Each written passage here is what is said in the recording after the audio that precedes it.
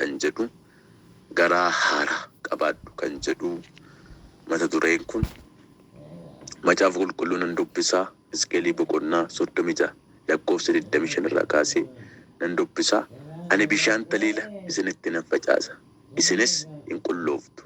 Ani xuraa'ummaa keessanii fi waaqayyoolii tolfamoo keessan hundumaatti isin nan qulleessa. Ani garaa haaraa isiniif nan kenna. Garaa haaraa qabaachuu maal jechuudha? Garaa haaraa qabaachuu jechuun garaa haaraa inni jedhu kun garaa fo'amaa, garaa waaqayyoo jaalatu qabaachuu, garaa Kiristoos fo'ate, garaa waaqayyoo. Egaa waaqayyoo laphee ilaalaa, laphee keessa nama ilaalaa, namni irra namaa ilaalaa, bifa namaa ilaalaa, eenyummaa namaa ilaalaa, qabeenya namaa ilaalaa, dandeettii namaa ilaalaa, gurraachummaa namaa, addeenya namaa maal akka fakkaattu ilaalee murteessuu danda'a. Waaqayyoo garuu ani garaan ilaala jedhee akkuma dubbatu garaa haaraa inni jedhu kuni maal jechuudha yoo jettanii, garaa qulqullaa'ee, garaa waaqayyoon jaalatu, garaa dubbii waaqayyoo dhaga'u, garaa Kiristoosin simatu, laphee banamaa, laphee waaqayyoo itti dubbatu garaa haaraa jenna.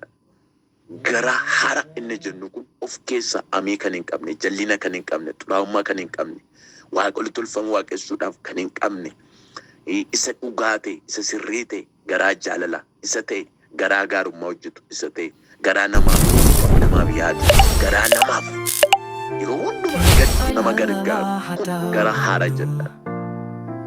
Macaafni qulqulluun akkas jedha saba kanaan yookaan immoo namoota Israa'eliin dubbata. Lafa kanatti raajiin dubbatame suni ani bishaan taliila isinitti nan facaasa jedhee dubbata. Bishaan taliila jechuun bishaan qulqullaa'ee, bishaan nama qulleessuu danda'u. Har'a garuu bishaan taliilli nutti faca'u maal yoo jenne hafuura qulqulluuti. Keessa keenyatti, jireenya keenyatti hafuurri nuti fudhanne bishaan keessa keenya qulleessu hafuura waaqayyooti. Maqaa Yesuusin garaa haaraa qabaadhu ganama kana. Garaa haaraa qabaadhu ganama kana. Garaa gooftaa simatu qabaadhu ganama kana. Garaa gooftaa barbaadu qabaadhu ganama kana. Maqaa Yesuusin hafuurri waaqayyoo gara kee dhufee jireenya kee keessa kee seenee inni si qulleessu, inni si miicu, inni nama haaraa si godhu hafuurri waaqayyoo gara kee haa dhufu maqaa Yesuusin. Bishaan taliila hin jedhe, bishaan xuraa'aa hin jenne, bishaan taliila isinitti nan facaasa, isinis hin qullooftu jedhee dubbata. Ameen. Har'aa kan nu qulleessu yoo jiraate dubbii waaqayyooti, hafuura waaqayyooti. Har'aa nuti bishaan barbaanna miti. Bishaanuma isa wanni nutti faca'aa miti. Bishaanuma isa qeessonni faarsoonni itti fayyadaman turan nutti faca'aa miti. Har'a kan nuu kenname maalidha yoo jettan hafuura qulqulluuti. Hafuurri qulqulluun immoo keessa keenya qulleessa.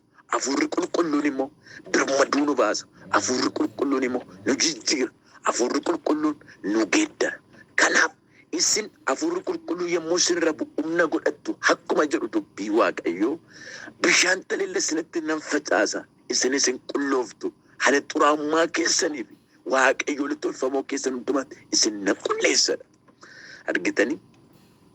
Xuraa'ummaa keessan jedha. Xuraa'ummaa lapheen keenya waa baay'eedhaan xuraa'a. Keessi keenya waa baay'eedhaan xuraa'a. Sammuun keenya waa baay'eedhaan xuraa'a. Harrabni keenya waa baay'eedhaan xuraa'a. Dubbii dubbannuun, nama amannuun, waa namaa gochuudhaan, waa yaadni keenya yaada jallaa namarratti qopheessuudhaan keessi keenya hin xuraa'a, hin dabbaqaa jireenya keenya keessa. Waaqayyo irraa fagoo ta'an, Kiristoos irraa fagoo ta'an yoo nuti amina waan waaqayyoon jaalanne hojjenne dubbanne goone waaqayyo irraa baay'ee nu fageessa. Garuu waaqayyo immoo asitti maal jedhaa? Waaqayyoolii xuraa'ummaa keessan, waaqayyoolii tolfamoo keessan irraa isin nan qulleessa jedha. Keessa kee haa qulleessu waaqayyo. Ganama kana sittan himaa keessi kee haa qullaa'u. Lapheen kee haa qullaa'u. Laphee addaati. Keessa nama kan miicame, kan qulqullaa'e taane fuula waaqayyoo duratti argamuun biyya adda addaa jiraachuu dandeenya. Garuu Kiristoos miijanee kan ittiin nu beeku waaqayyo hafuura qulqulluutiin. Keessi keenya maal fakkaata? Namummaan keenya maal fakkaata? Nama dhoksuu dandeenya. Nama jala dhokachuu dandeenya. Firri nu arguu dhiisuu danda'a. Namni nu arguu dhiisuu danda'a. Garuu waaqayyo ijji isaa iddoo hundumaa jira. Garuu waaqayyo iddoo hundumaa beeka. Waan hundumaa arga. Maal fakkaanna har'a? gara hara qabaadhu haadhoo. Har'umni si geeddaru gara kee haadhoo.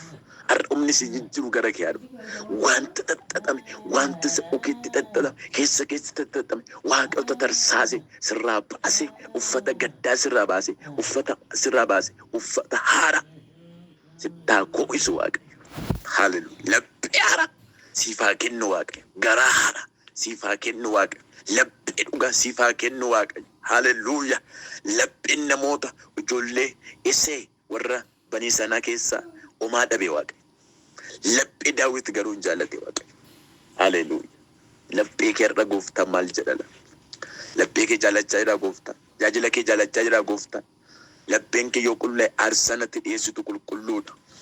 Lapheen kee Gooftaa biratti filatame wanta ati raawwattu, wanta ati hojjettu, wanta ati jettu, wanti dubbattu qulqulluudha. Fuula Waaqayyo dura gaha. Ganama kana fayyi maqaa Yesuus. Ganama kana humni si fayyisu Waaqa biraa siif haa dhufu. Ganama kana maqaa Yesuus Kiristoos namni tokko yoo dhukkubsate ogeessa fayyaa barbaada. Mana kiliinikaa dhaqa, mana hospitaalaa dhaqa, ogeessa fayyaa barbaada. Har'a seenan jedha kan si fayyisu Waaqayyo, kan garaara si kennu Waaqayyo, kan si jijjiiru Waaqayyo, humni ribuu Waaqayyo, humni fayyisuu Waaqayyo, maqaa Yesuus Kiristoos samiirra gara kee haa dhufu. Fayyi maqaa Yesuus. Sinan qulleessadha. Lakkoofsa 26 akkas jedha. Ani garaa haaraa siniif nan kenna. Ilaalli. Garaa duratti qabdan sana hin qabaattanii. Garaa cabaan sinii kenna. Garaatti na barbaaddattan sinii kenna. Lapheen keessan geeddarameera akka kaleessaa sanan ta'u. Ana wallaaltanii. Garaatti na beektan sinii kenna. Garaa haaraa ni abdoomen isiniifan kenna jedhe dubbata Waaqa. Garaa haaraa isiniifan kenna. Ilaalli. Garaa isa duri namarratti yaaddansan, garaa isa duri jallina yaaddansan, garaa isa duri nama martansan, garaa isa duri Waaqa wallaaltansan, garaa isa duri sana isiniif keessa baasin garaa haaraa isiniif immoo maalan godhu nan kenna. Garaa isa haaraa.